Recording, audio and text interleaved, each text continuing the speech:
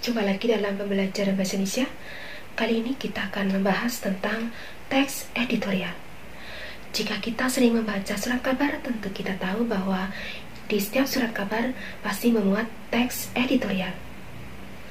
Teks editorial merupakan artikel yang ditulis oleh tim redaksi sebuah surat kabar untuk menyampaikan pendapat atau pandangannya tentang peristiwa atau permasalahan yang sedang aktual, fenomenal, dan kontroversial. Aktual artinya peristiwa atau permasalahan tersebut sedang hangat dibicarakan. Fenomenal artinya peristiwa atau permasalahan tersebut sangat luar biasa. Dan kontroversial artinya peristiwa atau permasalahan tersebut banyak menimbulkan pro dan kontra di masyarakat. Seperti misalnya permasalahan tentang penyebaran virus COVID-19, atau di bidang pendidikan misalnya pembelajaran jarak jauh pada masa pandemi corona, dan lain sebagainya. Teks editorial ditulis tentunya memiliki suatu tujuan. Apa tujuannya? Tujuannya adalah untuk mengajak pembaca berpikir tentang permasalahan atau peristiwa yang sedang terjadi dan banyak dibicarakan orang. Jika kita sering membaca teks editorial, tentu banyak manfaat yang kita dapatkan, yaitu selain mendapatkan informasi tentang permasalahan atau peristiwa yang terjadi pada saat itu, juga kita akan lebih bijak dalam menyikapi peristiwa atau permasalahan tersebut. Teks editorial itu berbeda dengan teks berita ya. Apa perbedaannya? Teks editorial tentu memuat opini, sedangkan teks berita itu memuat fakta. Jadi yang dominan di dalam teks editorial adalah opini. Walaupun demikian, tetap di dalam teks editorial membutuhkan fakta.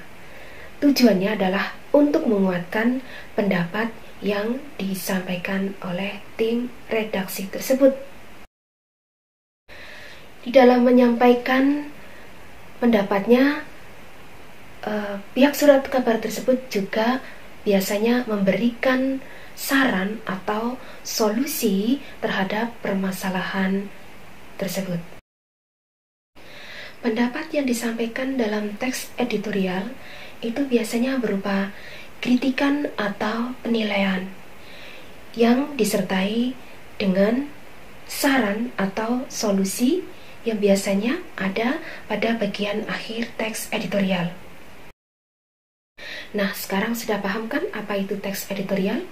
Oke, baik. Selanjutnya kita akan bahas struktur teks editorial. Struktur teks editorial itu terdiri dari yang pertama pernyataan pendapat atau tesis, yang kedua argumentasi, dan yang ketiga penegasan ulang atau reiteration. Pernyataan pendapat atau tesis berisi sudut pandang penulis tentang permasalahan yang dibahas.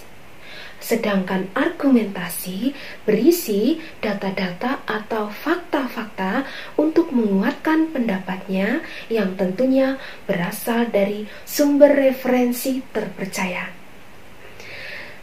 Bagian yang terakhir, yaitu penegasan ulang atau reiteration, itu berisi tentang penegasan pendapat, dan di sini biasanya memuat juga saran atau solusi yang ditawarkan oleh penulis.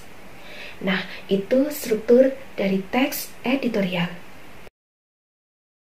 Nah, demikian pembahasan kita kali ini tentang pengertian dan struktur teks editorial. Semoga bermanfaat dan semangat belajar. Sampai jumpa lagi pada video berikutnya.